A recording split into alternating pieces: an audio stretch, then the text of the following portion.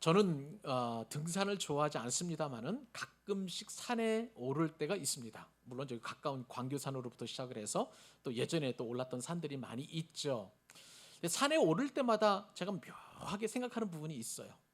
분명히 저는 이제 정상을 향해서 목표를 향해서 이렇게 올라가는데 여러분 이 정상을 올라가는 그 길이 늘 이렇게 그냥 쭉 위로만 이렇게 향해 있습니까? 그렇지 않죠. 뭐 등산 한두 번씩 여러분 다 해보셨을 텐데 가다 보면은 올라가다 보면은 지그재그 길도 있고요. 그 다음에 어느 정도 올랐는가 싶으면 또 이제 평평한 길도 어느 정도 있다가 갑자기 또 밑으로 쭉 내려가다가 다시 또 이렇게 가파르게 올라가는 그런 일들을 많이 경험하곤 합니다. 그러면서 저는 그렇게 이렇게 지형이 이렇게 바뀔 때마다 드는 생각이 뭐냐면 이것을 신앙으로 한번 생각해서 또 은혜 받을 때가 있어요. 우리의 신앙의 목표는요, 궁극적으로 예수 그리스도를 닮아가는 거예요. 그죠? 그리고 우리의 신앙의 또 최종 목표는 우리가 완전히 성화되어서 영화의 단계까지 들어가는 것이죠. 그것은 뭐냐면 우리가 주님께서 부르시는 그날에 천국에 입성하는 그 순간이라고 할 수가 있겠습니다. 자, 그런데 여러분, 이렇게 신앙의 고귀한 목표, 고상한 목표를 우리가 향해서 늘 우리가 믿음의 행보를 한 발씩 한 발씩 이렇게 올라가지만 여러분 잘 아는 것처럼 우리가 항상 이렇게 뭐라 그럴까요? 어떤 경사를 이루어가면서 올라가지만 않더라는 거예요. 신앙생활 하다 보면 한 번씩 이렇게 넘어질 때가 있어요. 저만 그런 거 아니죠? 여러분들도 그렇죠? 가다가 보면 또 평평한 길을 만나기도 하다가 또 어떻게 보면 또 신앙이 퇴보하는 것만 같은 느낌을 경험할 때가 있다는 것이죠. 그러다가 밑으로 한번 쭉 떨어집니다. 그러면 이제 고난이 오고 또 시험이 닥치고 하다 보면 막 갈급해지고 말씀을 찾게 되고 기도하게 되고 찬양하면서 감사하면서 하나님께 은혜를 구합니다. 그러면은 우리 신앙이 어느덧 쭉 한 번씩 이렇게 점프하면서 올라가는 그런 경험들을 다 했을 것이라고 보여집니다. 등산과 이렇게 신앙의 여정은 이런 면에서 참 비슷한 점이 있다고 할 수가 있겠습니다. 사람은요, 누구나 완전하지 못하기 때문에 바로 이러한 신앙의 굴곡을 하나님께서 우리에게 주시는 것이라고 생각합니다. 믿음의 사람 아브라함도요, 늘 그렇게 믿음이 꾸준하게 올라간 것은 아니었어요. 우리가 지금까지 살펴보았던 것처럼 아브라함도 믿음의 조상이라고 일컬어지는 그 아브라함도 많이 실수를 하고 넘어지고 또 실족하곤 합니다. 우리가 뭐 대표적으로 생각만 해도 애굽으로 내려갔었을 때 그 기근을 당했을 때 애굽으로 내려가느냐 하나님께 여쭙지도 않고 내려가더니 결국은 자신의 아내를 누이라고 속이고 그렇게 애굽 왕 바로에게 팔아 넘기는 그런 어떤 액션을 취하는 것을 보게 될 때 아브라함도 별 수 없는 사람이구나라는 그런 생각을 하게 되었습니다. 그리고 이제 오늘 말씀을 보니까 아브라함은 또 불신이 또 다른 모습이 오늘 본문 가운데 드리워져 있는데요. 여러분 지금까지 아브라함은 믿음에 있어서 굉장히 영적인 그런 모습을 보여줬다는 거 여러분 기억하실 거예요. 그렇죠? 아브라함은요 하나님께서 그 뭐라 그럴까요? 그 믿음의 여정을 한 걸음씩 한 걸음씩 이렇게 걸어가는 과정 속에서 지난 시간과 그리고 또 얼마 전까지 살펴보았던 이 아브라함은 믿음의 위대한 그러한 모습을 보여주었습니다. 하나님께서 갈대아 우르인의 땅에서 불러내셔서 아브라함을 이렇게 조금씩 가나안 땅으로 옮기신 이후에 하늘의 별도 보여주시면서 이 별보다 많은 자손을 내게 보여주겠다, 내게 낳게 하겠다라고 그렇게 약속을 해주셨어요. 그런 다음에 이제 롯이 북방 연합군에게 이제 체포되어서 끌려갈 때에 또 다시 믿음으로 그 북방 연합군을 물리치고 롯을 다시 데려오고 또 멜기세덱을 만나서 10의 1조를 드릴 만큼 또 신앙이 성숙해지는 그런 경험도 아브라함이 경험하게 되었던 것이죠. 어디 그뿐입니까? 그런 다음에 다시 또 하나님께서 아브라함을 만나 주셔서 언약을 맺어 주시는 거예요. 우리가 지난 시간에 살펴보았던 것처럼 하나님께서 아브라함에게 재물을 준비하게 하시고 그 갈라진 틈으로 타는 횃불로 나타나셔서 지나가게 하시고 일방적인 계약을 맺게 하실 정도로 하나님께서는 아브라함에게 풍성한 체험과 믿음을 경험하게 하셨던 것입니다. 자, 이렇게 하나님께서는 약속을 그대로 이루어 주시는 거예요. 내가 너의 자손을 풍성하게 하겠다. 너에게 믿음의 자손을 주겠다. 땅을 주겠다. 라고 그렇게 말씀을 하셨습니다. 이제 그 약속을 받고 아브라함은 지금 믿음이 충천해져 있어요. 은혜가 충천해져 있습니다. 성령 충만한 가운데 있었던 것이죠.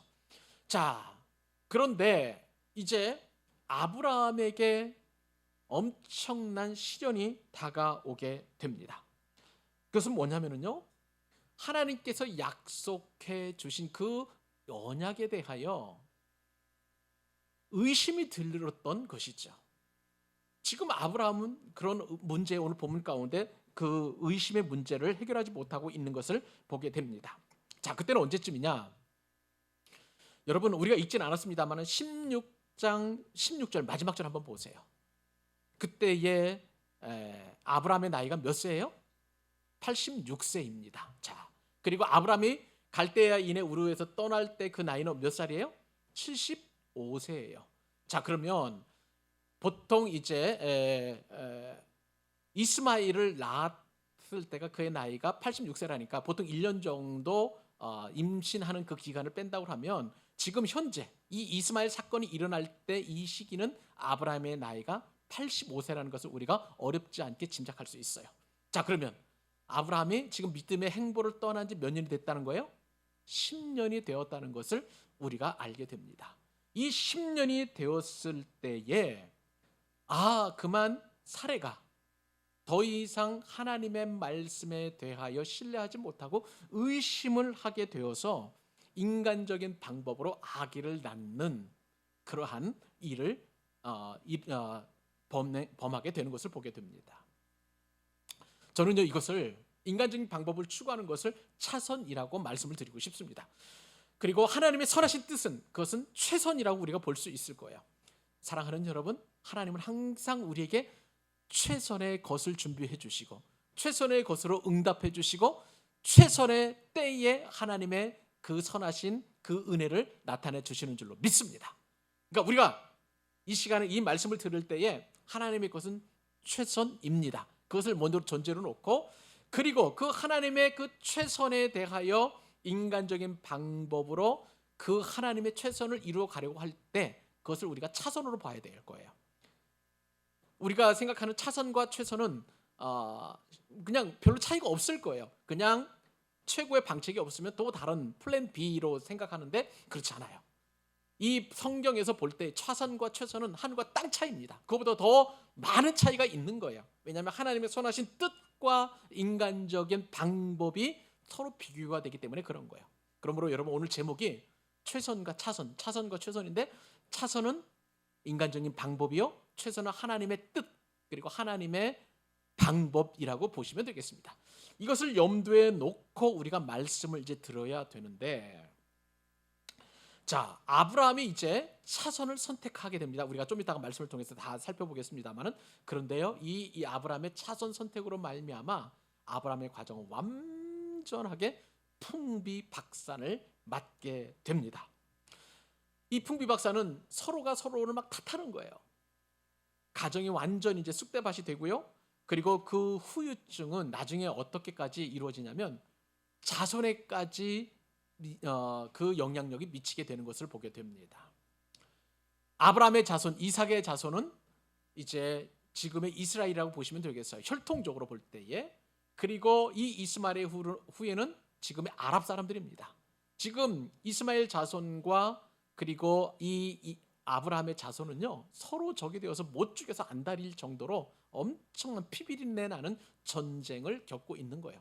그러므로 인간이 이 차선책을 통해서 하나님의 최선을 이루어 간다고 할 때 그 부작용이 얼마나 심각한지를 오늘 우리가 깨달아야 된다는 거예요. 그래서 여러분, 오늘 말씀을 들으면서 여러분들에게 축복하고 싶습니다. 하나님의 최선을 항상 추구하십시오. 하나님의 최선이 내 인생 가운데 이루어지기를 소망하십시오. 하나님의 최선만이 내가 믿음의 신앙생활의 온전한 목표라는 것을 고백하실 수 있기를 우리 주님의 이름으로 축복합니다. 자, 그러면 우리가 제일 먼저 알아야 될 게 뭐냐면 하나님의 최선이 도대체 무엇이냐 하는 것입니다. 첫 번째 교훈은 뭐냐면 내가 해보겠다는 내 의지와 내 뜻을 부인하고 하나님의 인도를 기다리는 것이 바로 하나님의 최선이라는 거예요. 그러니까 나를 부인하고 하나님의 인도를 기다리는 것이 최선이라는 것입니다. 여러분, 하나님께로 향하는 저와 여러분의 삶은 항상 하나님께 초점이 맞춰야 됩니다. 이것이 바로 최선인 줄로 믿습니다. 믿으시면 아멘. 그렇죠? 우리의 삶은 하나님께 항상 우리의 눈은 하나님을 바라보아야 되는 거예요. 왜냐하면 하나님께서 우리 인생의 최선이시기 때문에 그렇습니다. 여러분, 하나님께는 차선이 있을까요? 없을까요? 하나님께 한번 질문 드리겠습니다. 쉽게 한번 여러분 대답해 보세요. 너무 쉬운 문제인데 하나님께서는 차선이 있을까요? 없을까요?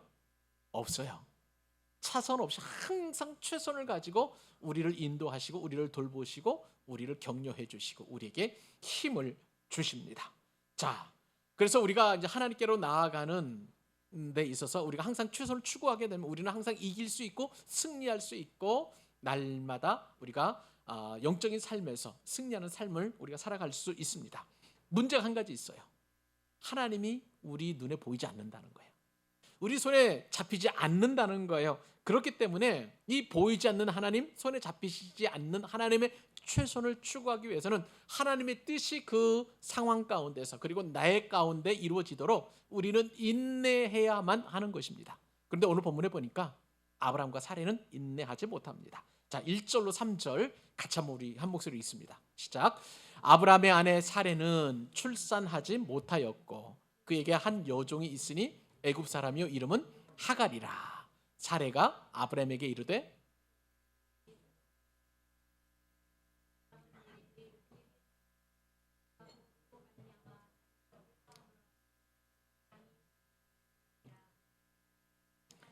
그 여종 애굽 사람 하갈을 데려다가 그 남편 아브라함이 가나안 땅에 거주한 지 10년 후였더라.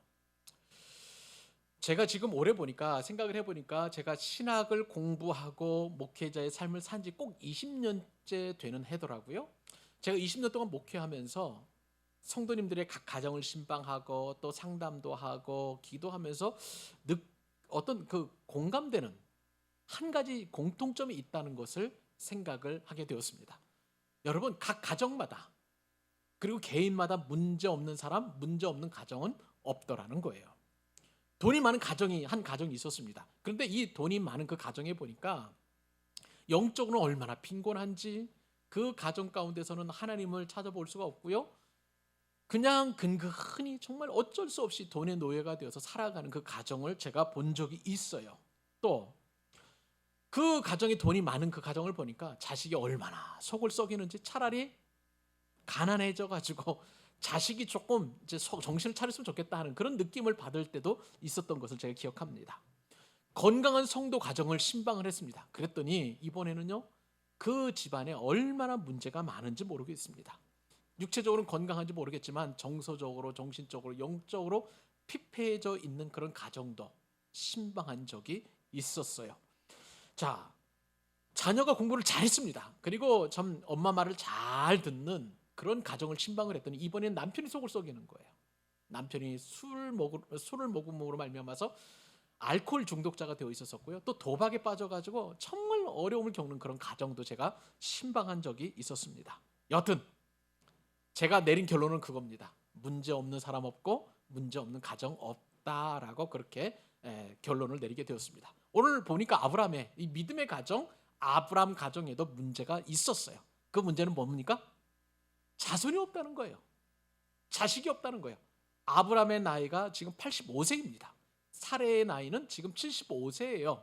그런데 하나님께 약속을 받았어요. 비전을 받았어요. 내 자손이 바다의 모래보다도 그리고 하늘의 별보다도 많아질 것이다. 그리고 내가 너에게 땅을 주리라. 그 자손들이 살아갈 땅을 주리라. 이렇게 약속을 하셨는데 지금 아브라함의 눈에는 이 자손이 태어날 만한 그 어떤 기미도 보이지 않았다는 것입니다. 아브라함은요, 지금 말씀을 드린 대로 성령이 충만했어요. 두려워하는 아브라함에게 하나님께서 말씀하시죠. 아브라함아, 두려워하지 마. 나는 너의 방패가 될 거야. 너의 큰 상급이야. 이렇게 말씀도 하셨고요. 그리고 말씀을 드린 것처럼 언약을 통해서 그 약속을 확실하게 보증까지도 해 주셨어요. 이 정도면은 아브라함 정도 되면 알아들어야 되는데 보니까 아브라함이 지금 알아듣지 못하고 있다는 겁니다. 하나님께서 그 증거를 보여달라고 그래서 증거까지도 보여주셨잖아요. 언약을 맺음으로 말미암아서 확실한 증거도 보여주셨습니다. 그런데도 아브라함이 지금 믿지를 못하는 거예요. 여러분, 이것이 비단 아브라함의 문제는 아닐 것 같습니다. 우리도 깊은 영적인 체험을 하고 곧바로 우리가 시험에 들 때가 많이 있어요. 무슨 얘기냐? 주일 예배 때 보면 목사님께서 들려주시는 그 입술을 통해서 증거되는 그런 어떤 말씀이 꼭 내 얘기를 하는 것 같아요. 내가 한 번도 이 문제를 가지고 고민하고 있다는 것을 목사님에게 얘기한 적도 없는데 어떻게 목사님 내 마음을 알고 꼭 내 마음에 필요한, 그리고 내 마음을 속속들이 아는 듯한 그런 말씀을 해주실 때가 있더라는 거예요. 제가 무슨 심령수를 가지고 이렇게 여러분들 마음 하나하나를 다 알 수 있겠습니까? 그것은 성령께서 여러분의 마음을 하시고 꼭 필요한 말씀을 여러분들에게 주셔서 회개할 것은 회개하게 하시고 격려받고 위로받고 힘을 받을 때에는 그렇게 하시도록 성령 하나님께서 역사하시는 것이라고 저는 믿습니다만은, 그런데 어떤 일이 생깁니까? 예배를 마치고 집으로 딱 돌아가면 여전히 해결되지 않는 문제가 집에서 기다리고 있는 것을 보게 됩니다. 직장에서 기다리고 있는 것을 보게 돼요. 나는 은혜 받고 내가 지금 은혜로 충만해졌지만 우리의 삶의 현장은 하나도 변화됨이 없이 그대로인 것을 여러분 계속해서 느끼셨을 거예요. 아브라함도 그랬습니다. 하나님으로부터 언약을 맺고 집으로 딱 들어가니까 집에는 지금 어떤 문제가 생겼느냐? 자식이 없는 그 기가 막힌 현실이 아브라함 가정 가운데 있었다는 거예요. 여러분, 이것이 아브라함에게 그리고 사라에게 굉장히 큰 문제로 지금 남아 있는 것이었습니다. 저는 여기서 사라의 입장을 한번 생각해 보게 되었습니다. 사라의 입장에서 우리가 한번 이 상황을 놓고 우리가 살펴볼 필요가 있는 것 같습니다. 남편으로부터 분명히 얘기를 전해드렸을 거예요. 하나님께서 나에게 자식을 주겠다라고 그렇게 이야기를 들었습니다. 그때 사라의 마음에는 굉장히 기뻤을 거예요. 얼마나 기뻤겠습니까?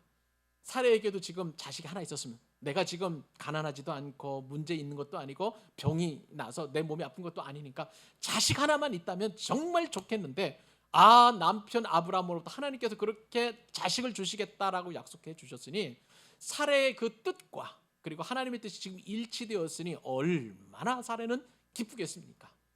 자, 그 뜻을 이제 그 소원이 이루어지기를 기다렸어요. 하루 지납니다. 한 달이 지납니다. 1년이 지납니다. 근데 5년이 지나고 어느덧 보니까 10년이 지나버렸네요. 남편은 지금 은혜 받고 왔다고 지금 막 이렇게 충만해져 있는데 사례 입장에서 보면은 하나도 변한 게 없어요.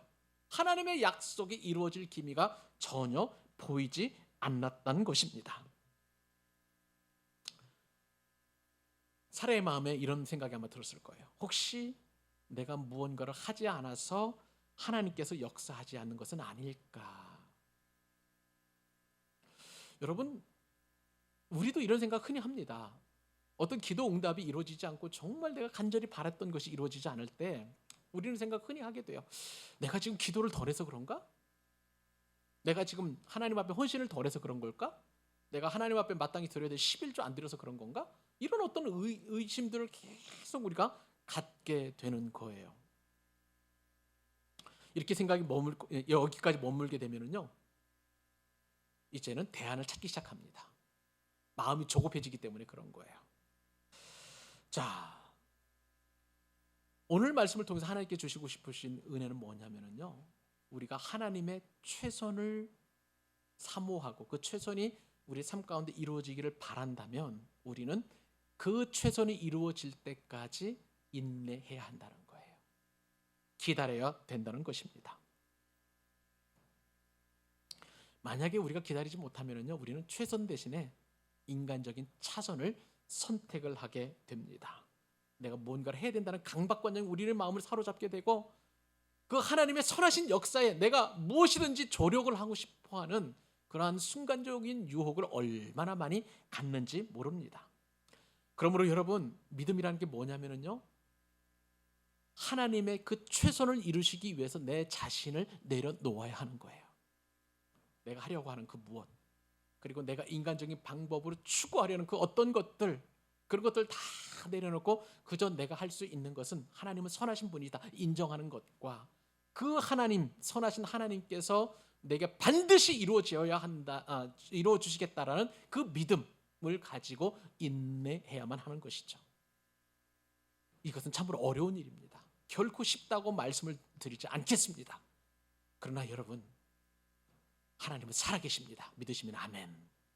하나님은 우리의 최선이십니다. 믿으시면 아멘. 그 최선은 반드시 이루어집니다. 믿으시면 아멘. 예, 여러분들이 3번 아멘 하셨으니까요. 그 아멘으로 하나님께서 나의 삶에 대한 최선이 이루어지도록 기다리십시오. 지금까지 잘 기다렸습니다. 사례가 10년 동안 기다린 것처럼 여러분 지금까지 잘 기다렸습니다. 이제 조금만 더 기다리면 됩니다. 하나님께서 그 최선을 이루시기까지 조금 더 인내하시도록, 지금까지 잘 기다린 것이 헛되지 않도록 그렇게 인내하시기를 하나님께서 소원하시는 것이죠. 하나님의 최선을 이룰 때에 내 자신을 부인하고 내가 하려는 그 의지를 내려놓고 인내하시는 여러분 되시기를 우리 주님의 이름으로 축복합니다. 자, 그러면 이제 차선과 최선을 할 때에 우리가 또 알아야 될 교훈이 있습니다. 최선은요 항상 인내를 동반한다라고 말씀을 드립니다. 그런데 놀라운 것은요, 차선의 결과, 내가 최선을 기다리지 못하고 내가 차선을 선택하게 되면 그것이 얼마나 큰 고통으로 다가오는지 오늘 본문은 말씀해 주고 있다는 것입니다. 자, 여러분, 사레와 아브라함은 하나님의 때를 기다리지 못했어요. 최선을 선택하지 못했던 것입니다. 그랬더니 사레의 눈에 탁 들어온 것이 있었었는데 차선인데요, 그것이 뭐냐면 자신의 몸종 하갈이었던 것이죠. 우리 3절과 4절 다시 한번 또 읽습니다. 자, 읽겠습니다. 아브라함의 아내 사레가 그 여종 애굽 사람 하갈을 데려다가 그 남편 아브라함에게 첩으로 준 때는 아브라함이 가나안 땅에 거주한 지 10년 후였더라.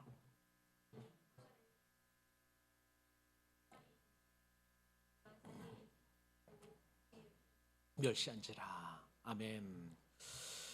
사레는요 아들을 얻기 원했습니다. 그 아들을 얻기 원하되 속히 얻기를 원했던 것이죠. 사레의 꿈은 한 가지였어요. 아들을 품에 안는데 내가 안 되니까 하갈을 통해서 아들을 낳아가지고 내 품에 좀 안아봤으면 하는 그러한 마음을 품게 되었던 것이죠. 사레는요 이것이 유일한 방법이라고 그렇게 생각했습니다. 자, 그래서 남편에게 그 이야기를 했어요. 아브라함에게. 그러면 여러분, 아브라함이 믿음의 사람이라면 당연히 사레의 그 요청을 거절했어야만 합니다. 왜냐하면 아브라함은 영적인 제사장이에요. 가장입니다. 뿐만 아니라 사레는 한 번도 경험해 보지 못했지만 아브라함은 달라요. 아브라함은 계속 하나님과 소통하면서 하나님께 주신 언약을 보았고 환상도 보게 되었고 형통하게 하리라는, 그리고 내 큰 방표 상급이라는 그 말씀도 듣게 되었고, 심지어는 갈대 인해 우르 위에서 떠날 때에도 하나님의 음성을 듣고 떠났던 것 아니겠어요? 아브라함하고 사레는 영적인 차원에서 볼 때 차원이 다른 엄청난 그러한 차이가 있었습니다. 그런데 아브라함이 이 사레가 선택한 차선책을 덥석 받아들이더라는 것이죠. 여러분, 아브라함의 믿음은 아직도 미성숙한 상태에 놓여 있습니다. 우리는 흔히 생각하기를 세월이 지나고 신앙생활을 오래 하면 우리의 믿음이 더 견고해질 것이라고 생각하는데 아니에요. 아브라함을 보니까 그렇지 않아요. 세상을 사는 요령과 그 기술만 체득하는 것을 아브라함은 보여주고 있는 것입니다. 아브라함만 문제가 있었을까요? 사레도 실수한 게 있습니다. 사레의 실수는 뭐냐면은 자신이 임신하지 못한 것을 누구 탓으로 돌리냐면 하나님께 돌리고 있는 것을 보게 됩니다. 여러분 2절 한번 보실래요? 아까 읽었습니다만 2절에 보면 여호와께서 내 출산을 허락하지 아니하셨으니, 하나님께서 자신에게 출산을 허락하지 않으셨다고 그렇게 단정을 지었던 거예요. 여러분, 실제로 하나님께서 사레의 태를 지금 닫고 계십니까? 성경에 그런 표현이 있었나요? 아니에요. 이것은 사레가 지레 짐작한 것이고 단정 지은 것입니다. 사례는 그냥 나는 출산하지 못했다라고 하나님 앞에 딱 마침표를 찍었어요. 근데 여러분, 하나님은 마침표를 찍지 않고 쉼표를 사례에게 주셨습니다. 무슨 얘기입니까? 지금은 아기가 없지만 이제 곧 아기가 생길 거야라고 그렇게 하나님께서는 최선의 방책을 준비하고 계셨는데, 사례는 그것을 볼 수 있는 영적인 눈이 없으니까 마침표를 찍어버린 거예요. 하나님께서 내 태를 닫아버리셨다, 내게 출산을 허락하지 않으셨다라고 그렇게 하나님께 그 탓을 돌리는 것을 보게 됩니다. 자, 여기서 이제 그 뒤에 우리가 굉장히 중요하게 여겨야 될 말씀이 있어요.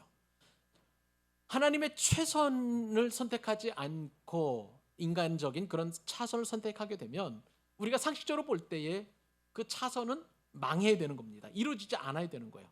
그런데 아니에요. 오늘 본문에 보니까 인간의 차선책을 선택했는데도 불구하고 그 차선택이 일사천리로 진행되어 가고 있는 것을 보게 됩니다. 자, 아브라함이 하갈을 취해서 이제 침실로 불러들였어요. 그렇게 했더니 바로 그냥 하갈이 임신하게 되었습니다. 자, 그러면 여러분, 지금 사레가 임신하지 못하는 것은 아브라함의 문제일까요? 사레의 문제일까요? 아브라함 문제가 없는 거예요, 지금. 그죠? 남자로서의 그런 어떤 생식적인 그런 기능은 여전히 살아 있음을 보게 됩니다. 여하튼 사레도 임신하는 것이 어려웠었지만, 그러나 하나님의 때가 되면 그렇게 임신하게 될 것이지만 아직은 하나님의 때가 아니었기 때문에 사레는 그렇게 하나님의 때를 기다렸으면 합니다. 이제 희한하게 지금 아브라함이 85세가 되었음에도 불구하고 하갈과 동침하면서 바로 아기가 생기는, 인간의 차선책을 선택했음에도 불구하고 이렇게 형통하게 되는 것을 보게 됩니다. 여러분, 여기서 우리는 굉장히 기가 막힌 한 가지 교훈을 얻게 됩니다. 차선도 때로는 형통할 때가 있다는 거예요. 우리도 인간적인 방법을 통해서 이렇게 선택을 하게 되면 잘 이루어질 때가 있어요. 일사천리로 쭉쭉쭉쭉 진행되어 갈 때가 있습니다. 그걸 부정해서는 안 되는 거예요. 성경에도 그렇게 나와 있기 때문에 그래요. 그런데 여러분, 그 결과는 너무나 비참하게 됩니다. 인간이 차선택을 선택하게 되면요, 그것은 불행이에요. 고통이 반드시 온다는 사실을 우리는 기억해야만 하는 것입니다. 자, 당장에 어떤 문제가 생기냐면, 임신한 것을 안 하갈이 이제는 교만해졌어요. 생각을 해보세요, 여러분. 자신의 여주인은 임신을 하지 못했어요. 그때 당시에 임신을 하지 못했다는 것은 신으로부터 저주받았다는 그런 증거가 됩니다. 그러니까 이것을 사실 하갈이 알고 자신이 몸종임에도 불구하고 여주인을 그렇게 핍박하기 시작합니다. 그리고 이제는 이 내가 임신한 사실로 말미암아 아브라함이 내 남편이 되었다라고 그렇게 또 교만해지고 오만해지는 판단을 내린 거예요. 그렇기 때문에 사사건건 말마다 행동마다 그리고 눈빛으로 사례를 멸시하고 있다라고 성경에 그렇게 기록되어 있는 거예요. 자, 이때부터 아브라함 가정에 슬슬 조금씩 그렇게 고통이 찾아오기 시작을 합니다. 하나님께서는 한 번도 하갈에게 너에게 난 자손이 아브라함의 후손이 될 것이라고 말씀하신 적이 없었어요. 그런데 하갈은 그거를 지레짐작하고 오만하게 행동하고 있는 것을 보게 됩니다. 이것이 바로 죄성을 가진 인간의 습관이라고 할 수가 있겠습니다. 이 아기 문제로, 임신 문제로 말미암아 본처와 후처가 뒤바뀌는 그런 일이 일어나게 되었던 것이죠. 이것은 사례가 의도한 결과는 결코 아닙니다. 사례는 하갈을 단순히 씨바지로 쓰려고 그렇게 작정을 했던 거예요. 그러나 그것이 뜻대로 이루어지지 않았던 것이죠. 이처럼 인간적이고 그리고 세속적인 차선은 처음에는 그럴듯하게 보입니다. 그러나 시간이 지나면 지날수록 그 가정과 차선을 선택한 모든 이들에게 고통으로 다가오게 되는 것을 보게 됩니다. 반면에요, 최선은 달라요. 처음에는 어렵게 시작을 합니다. 형통치 않은 것처럼 그렇게 더디고 그리고 어렵습니다. 그런데 놀라운 것은요, 그 뒤에 가면 갈수록 점점 더 많은 열매가 맺히고 점점 더 형통하게 되는 것이 바로 우리가 최선을 선택해야 하는 그런 이유라고 할 수가 있는 거예요. 여러분, 사례는요, 자기가 아들을 품에 안을 것만 생각했지 이 차선을 선택함으로 인하여 그에게 어떤 고통이 올 것을 전혀 계산하지 않았어요. 전혀 예측하지도 못했습니다. 이것이 바로 우리가 차선을 버려야 하고 최선을 선택해야 할 이유가 되는 거예요. 그러므로 사랑하는 여러분, 우리가 최선을 선택할 때에 믿음으로 인내하십시다. 그리고 반드시 차선에는 우리가 원치 않은 고통이 따라온다는 사실을 알고요. 비싼 수업료 치르지 마시고 저와 여러분 항상 하나님의 선하시고 기뻐하시고 온전하신 최선을 선택하는 지혜를 가질 수 있기를 우리 주님의 이름으로 축복합니다. 마지막 한 가지, 오늘 차선과 최선을 통해서 하나님께서 우리에게 주시는 한 가지 더 교훈을 살펴보도록 합니다. 여러분, 우리는 차선을 버려야 한다는 거예요. 그리고 최선은 비록 그 길이 좁지만 그 좁은 길을 선택하는 은혜를 누려야 된다는 것이죠. 자, 하갈이 이제 주인 행세를 합니다. 그러다 보니까 사례는 분합니다. 원통합니다. 속이 쓰립니다. 그리고 막 뭐라 그럴까요? 이게 그 주체할 수 없는 분노를 그를 느끼게 되었던 것이죠. 그래서 살고 싶은 의욕마저 상실하게 되니까 이거 모든 그런 원통함을 지금 남편에게 쏟아붓는 것을 보게 됩니다. 5절과 6절 마지막으로 한 번 더 읽습니다. 자, 읽겠습니다. 시작. 사레가 아브라함에게 이르되 내가 받는 모욕은 당신이 받아야 옳도다. 내가 나의 여종을 당신의 품에 두었거늘 그가 자기의 임신함을 알고 나를 멸시하니 당신과 나 사이에 여호와께서 판단하시기를 원하노라. 아브라함이 사레에게 이르되 당신의 여종은 당신의 수중에 있으니 당신의 눈에 좋을 대로 그에게 행하라 하매 사레가 하갈을 학대하였더니 하갈이 사레 앞에서 도망하였더라. 아멘. 말씀을 드린 대로 임신한 하갈이 사레를 멸시합니다. 자, 우리 성경에는 하갈이 사레를 멸시하였다라고 이렇게 표현되어 있는데요. 원어적인 의미를 보니까 멸시보다도 저주를 했다는 거예요. 저주했다는 거예요. 분명히 이랬을 것입니다. 이제 여주인이지만 그동안 당신이 나의 주인으로서 노릇을 했지만 임신을 못한 거 보니까 당신 하나님 앞에 저주받은 거예요. 그러니까 나도 당신을 멸시합니다. 저주합니다. 아마 그런 의도를 가지고 계속 멸시했을 것입니다. 당신은 아이를 임신하지 못했지만 나는 임신했으니까 나는 하나님께 택함 받은 사람이에요. 그렇게 자꾸 이야기했으니 사례 입장에서 보면 얼마나 복장 터지는 그런 일이겠습니까? 이런 상황에서 사례가 얼마나 억울했을지 여러분 한번 생각해 보십시오. 여러분 그 억울한 사례를 한번 생각해 볼까요? 지금까지는 사례가 그냥 남편 말대로 그대로 다 따라왔어요. 갈대아 살 때에는 이제 넉넉하게 풍요롭게 살았죠. 그 동네 자체가 갈대아 지방 자체가 풍요로운 그런 곳이었기 때문에 또 아브라함의 아버지 데라가 우상 장사를 하면서 많은 돈을 벌었기 때문에 아브라함도 사례도 그렇게 풍요로운 삶을 살았을 것입니다. 이제 하나님의 부르심을 받았다는 남편이 이 갈대 우를 떠나야 된다고 하니까 자신도 그냥 떠난 거예요. 사례의 의견은 하나도 없었습니다. 애굽 가나안 땅에 왔어요. 그리고 애굽으로 갈 때도 사례의 의견은 전혀 존중되지 않았습니다. 다시 그 이후의 모든 과정 속에서 사례는 단 한마디도 했던 적이 없어요. 사례의 말이 유일하게 등장한 것은 오늘 본문에서 시작이 된 거예요. 어떤 문제 때문에요? 이 임신 문제로 말미암아 너무나 억울하고 원통하니까 남편에게 바가지를 탁탁 그렇게 긁고 있는 것을 보게 됩니다. 그러니까 사례가 하는 얘기가 내가 받는 모욕은 당신이 받아야 하는 거예요. 그렇게 지금 이야기하고 있는 것을 보게 됩니다. 자, 그런데 엄밀하게 한번 생각을 해보십시다. 이렇게 하갈의 임신 문제로 인하여 가정의 풍비박산이 일어난 것은 누가 먼저 발단을 일으킨 거예요? 사례잖아요. 사례가 하나님의 그 최선을 기다리지 못하고 인간적인 방법을 통해서 자신의 여종을 아브라함에게 줬기 때문에 이루어진 그런 일이었습니다. 그런데 지금 남편에게 그 탓을 원인을 돌리고 있는 것을 보게 됩니다. 세상 문제가 다 그런 것 같아요. 세상에는 도덕도 있습니다. 질서도 있고 윤리도 있고 또 여러 가지 또 어떤 이 세상을 움직이는 그런 가치 체계가 있어요. 그런데 하나님 없는 도덕, 하나님 없는 윤리, 하나님 없는 질서, 하나님 없는 희생은요 오히려 역효과가 날 때가 너무나 많다는 거예요. 하나님이 있고 나서야 질서가 있고 윤리가 있고 희성이 있고 그다음에 질서가 있어야 온전한 것입니다. 죄 있는 인간이 만들어 놓은 모든 것들은요, 항상 역전이 올 수가 있고 뒤집힐 수가 있고 원래대로 그 의도대로 만들어지지 않는 것을 우리가 너무나 잘 알고 있는 거예요. 사례는 인간적으로 볼 때 그 행위가 굉장히 기특합니다. 순종적이었어요. 모범이었어요.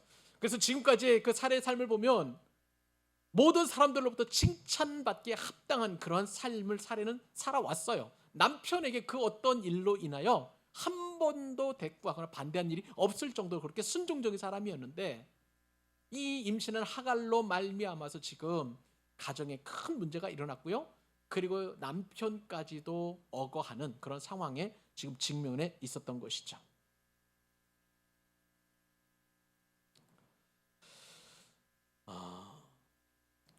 이러한 사례의 실수뿐만 아니라 아브라함의 우유부단함도 여기에 기름을 부었습니다.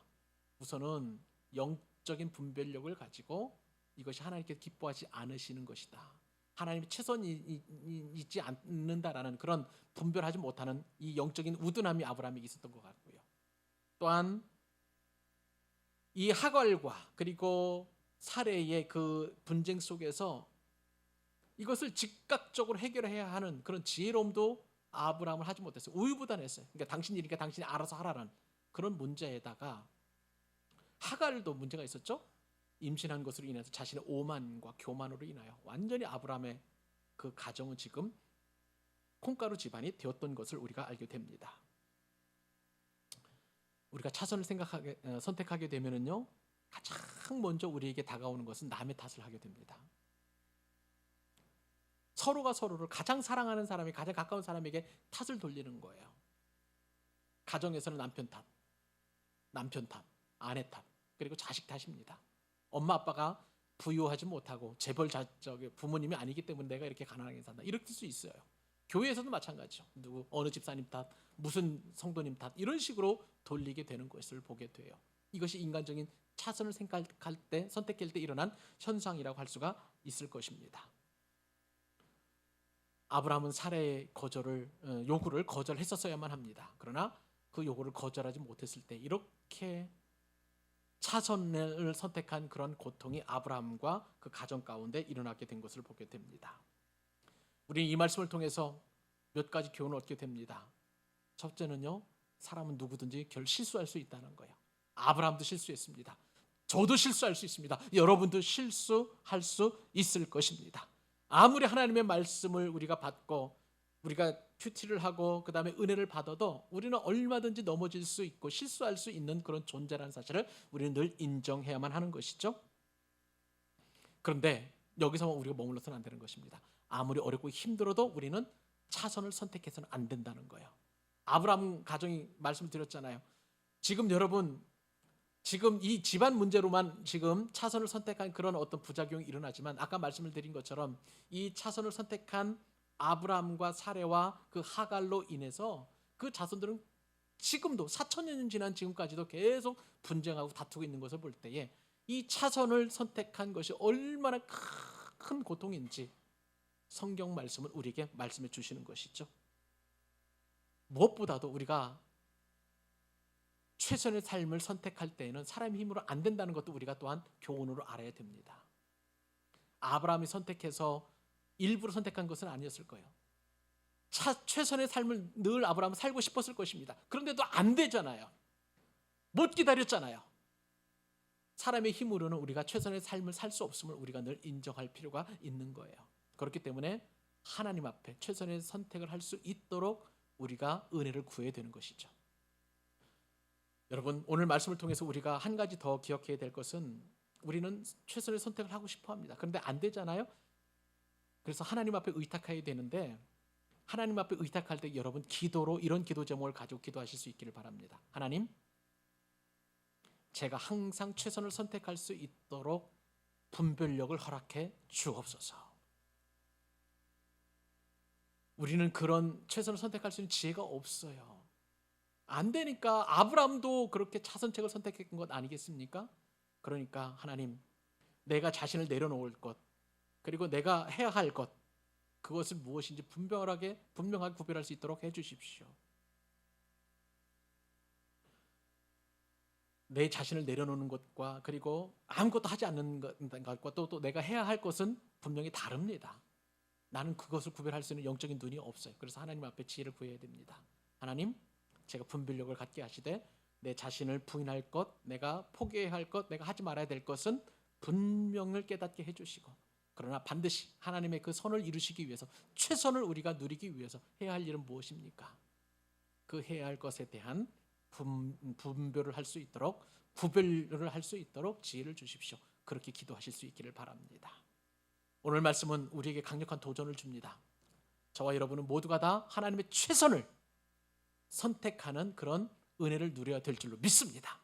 차선이 얼마나 고통스러운지는 그 이후의 말씀이 우리에게 다 말씀해 주셨잖아요. 그래서 이 시간 우리가 이 말씀을 붙들고 우리가 삶으로 나갈 때, 세상으로 나아갈 때 늘 하나님을 그리고 기쁘시게 하는 최선의 선택을 할 수 있도록 지혜를 달라고 간구하는 저와 여러분 되실 수 있기를 주님의 이름으로 축복합니다. 하나님